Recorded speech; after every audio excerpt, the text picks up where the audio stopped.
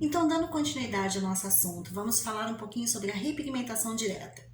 O que é a repigmentação direta? Então, nós vimos que quando nós temos acima de 3 tons para escurecer um cabelo muito claro, nós precisamos da pré. Na repigmentação direta, nós não fazemos a pré. Nós vamos direto com a cor desejada, mais o repigmentador, dentro desse mesmo conceito que nós vimos na cobertura e na pré-pigmentação. Então, vamos para um exemplo prático. Eu tenho um cabelo na altura de 10 e a minha cliente deseja subir 3 tons.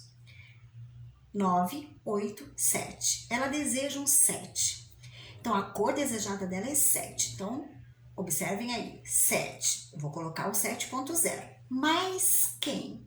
Uma nuance repigmentadora. Vou de novo lá no copinho. Do 10 até o 7, quem falta? Amarelo. E um pouquinho de cobre.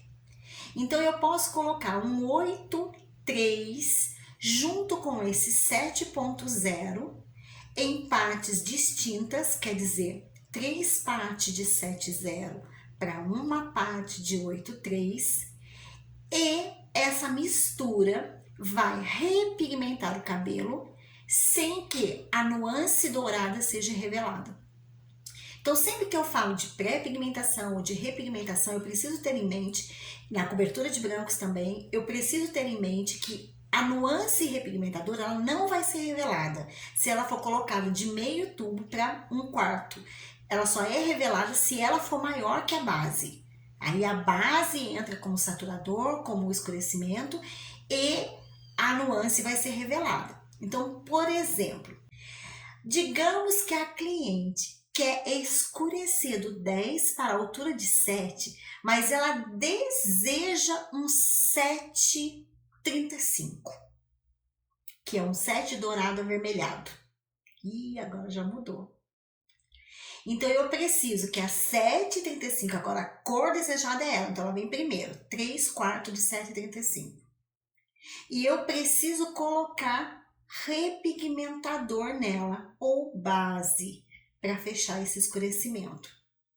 Neste caso, como não é cobertura de branco, é escurecimento de um 10 para um 7, eu vou colocar o repigmentador contrário.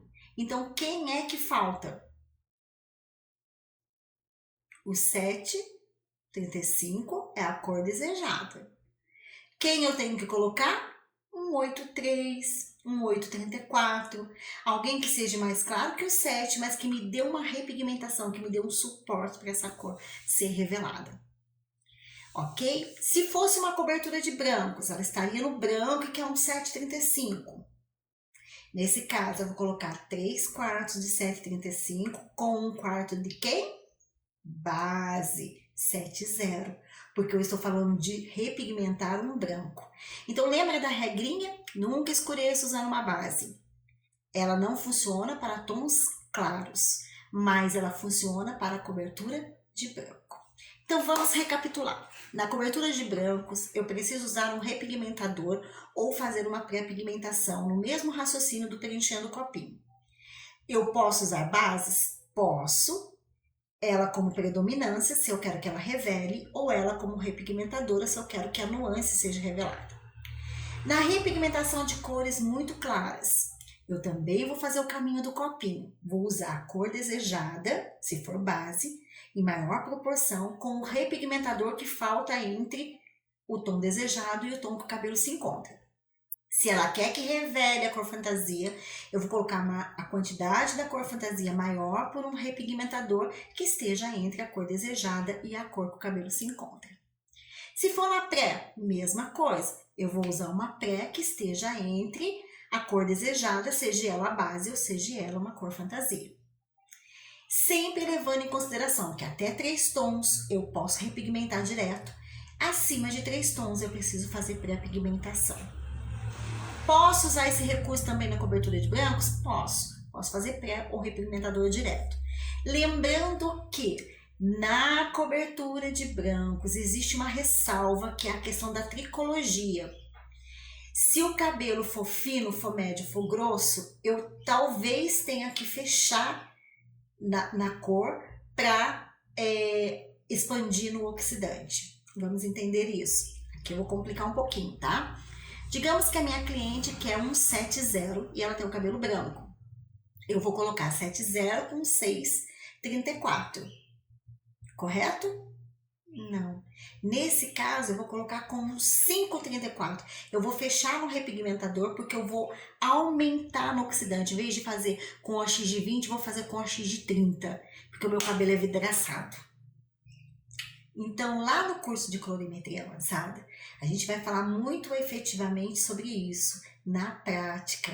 Então, não deixe de fazer, invistam na vida de vocês, porque curso de colorimetria é curso para você fazer 2 anos, tá? Então, 1 ano aí de descomplicando a colorimetria, mais 1 ano de estudando a colorimetria avançada. Por quê? Porque, gente, é muita informação. Não dá para compilar isso num curso só. A gente precisa que vocês assimilem esse processo primário dos elementares para chegar na colorimetria avançada. Então, tudo que a gente viu nesse curso até aqui foi sobre colorimetria elementar, colorimetria básica. Estudem a estrela, estudem o círculo cromático dos matizadores, aquele que são dos pontos, ponto 1 com ponto 4, ponto 2 com ponto 3, ponto 13 ou ponto 31 com ponto 5 ou ponto 6 e vice-versa. Estudem o círculo cromático dos fundos de clareamento, do 1 ao 12, a que fundo predominante ele se revela. Estudem o círculo cromático na questão das terciárias, como que elas se formam quando elas têm 2 dígitos depois do ponto. Estudem a questão de montar cor. Quando eu monto cor base com cor base, nasce a base do meio. Mas quando eu monto nuance com nuance, não nasce, não é soma de números, é soma de cores. Por exemplo, 5, 4 com 5, 5. Que cor que nasce? Vermelho com cobre, vai nascer uma terciária e não uma secundária. Tudo isso precisa estar muito afinco na cabecinha de vocês. Façam todos os exercícios que eu deixei aí, porque esses exercícios vão ajudar vocês em diagnósticos de tempo real. Todos esses exercícios, eles foram pensados na realidade do salão. São cabelos que eu encontrei ao longo de 25 anos. Cabelos que chegavam com muita constância. São o que nós chamamos de diagnósticos técnicos. Façam os exercícios. Professora, eu não estou entendendo. Não sei se o que eu fiz está certo. Pode fotografar e me mandar no nosso grupo 992613878, que é o grupo para o auxílio, para a consultoria de vocês, tá ok? Mandem lá no grupo que eu corrijo o exercício de vocês e a gente troca essa informação de forma privada, 1 a 1, mano a mano, porque é isso mesmo, precisa ser dessa forma. Pintem igual escolinha, pintem as estrelas, os círculos, os fundos de clareamento, façam todos os exercícios, gente, porque o que você negligenciar, você perdeu de estar fazendo. Outra coisa, leiam o PDF, o e-book, porque lá no e-book tem informações paralelas a tudo isso que nós vimos aqui no curso, informações que não foram ditas aqui no curso, tá? Que tá lá no e-book. Medida de coloração, tempo de pausa, medida de pó descolorante, respeitar o que o fabricante diz. Por exemplo, eu trabalho com uma linha que chama ASE, né, que é o meu patrocinador, que está aí no meu site. A ASE, que é representada pela Ribas Cosmético aqui no Vale do Paraíba, ela trabalha com um pó descolorante que tem duas características. Um pó para trabalhar só luz e trabalhar descoloração parcial e um pó para trabalhar descoloração global, porque daí ele vai em velocidade de ação diferente. Um é branco, outro é azul, e não quer dizer que por causa disso eles são diferentes, não é a cor, é o fator de ação dele mesmo no cabelo é que faz o arrasto diferenciado. E ele é medida 1/3, 50 gramas de pó por 100 e pouco de oxidante. Ele é 1/3, ele não é 1/2. Então, olha só, eu sempre trabalhei com pós descolorantes que eram 1/2. Se eu não tivesse lido lá como usar, eu não saberia como usar. Tem que ler, tá, gente? Porque não é uma regra única. Ah, mas por que que fazem tudo diferente? Porque cada um tem que vender seu peixe, é assim que funciona o mercado do cosmético, né? São tecnologias diferentes. Uma empresa tem uma tecnologia diferente. É como o carro, né? Se o carro da Ford tem uma qualidade, o carro da Volkswagen tem outra, o GM tem outra. Coloração é assim também. Cada empresa tem o seu diferencial. Então, leiam os ingredientes, leiam como usar, leiam o toque de prova, façam teste de mecha, não negligencie nenhum desses passos e façam os exercícios, tá? Eu vou deixar uma dica aqui para vocês, que é a dica do teste de mecha para elaborar fator técnico. Quando vocês cortarem o cabelo da cliente, peçam a elas para doar esse cabelo para vocês e separem várias mechinhas. Tenho dúvida, professora, não sei como identificar fundo de clareamento. Faz o que a gente chama de ficha técnica. Carta esse cabelinho, coloca num papel alumínio, descolore ele com oxidante de 10 por 20 minutos. Com oxidante de 20, com oxidante de 30, com oxidante de 40. Faz um laboratório. No mesmo tempo, o que cada oxidante abriu para você? Você vai observar fundos de clareamentos diferentes. Depois você faz um teste laboratorial usando o mesmo oxidante com tempos de pausas diferentes. Por exemplo, pega o oxidante de 30, coloca numa mecha por 20 minutos. Na outra, o mesmo oxidante de 30 com pó descolorante, é lógico, né? Por 40. Na outra, por 50. Na outra, por 1h10. Ah, mega importante. Qual é o tempo total de uma descoloração no cabelo? Não falei disso, perdão. Então vamos lá. O tempo total de uma massa no cabelo é 55 minutos.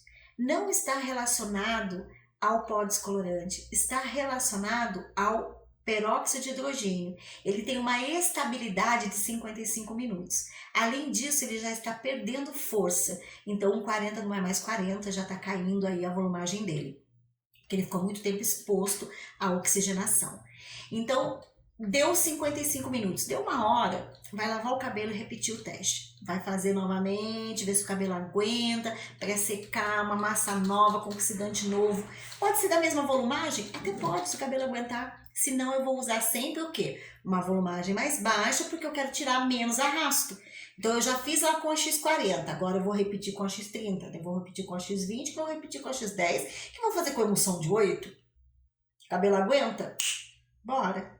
Ok? Não tem essa. É o cabelo que diz. Não é uma regra pré-estabelecida. Agora, se o cabelo não aguenta, no teste de mecha eu já vi que não aguentava e eu vou falar para a cliente, sinto muito, mas seu cabelo só abre até aqui.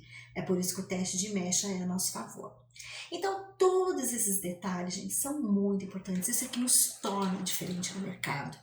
É saber tudo isso que a gente viu aqui e muito mais que tem para ensinar para vocês, mas muito mais mesmo, né? Lá no curso de colorimetria avançada, a gente vai falar de cobres, a gente vai falar de vermelhos, de violetas, dos loiros, a gente vai falar das nuances das famílias específicas, dos pulos de gato de cada uma. Mas sem tudo isso que vocês viram aqui, fica difícil para aquele curso direto, porque vai chegar lá, não vai entender nada, porque não viu os princípios elementares, não viu a base de tudo, não viu como as coisas funcionam. Então, tudo é importante. A qualidade da sua coloração, se ela é temporária, permanente ou semi-permanente ou demi, as volumagens do seu oxidante, não casar empresas oxidantes de marcas diferentes, com pó, com cor. Gente, não façam alquimias, ok?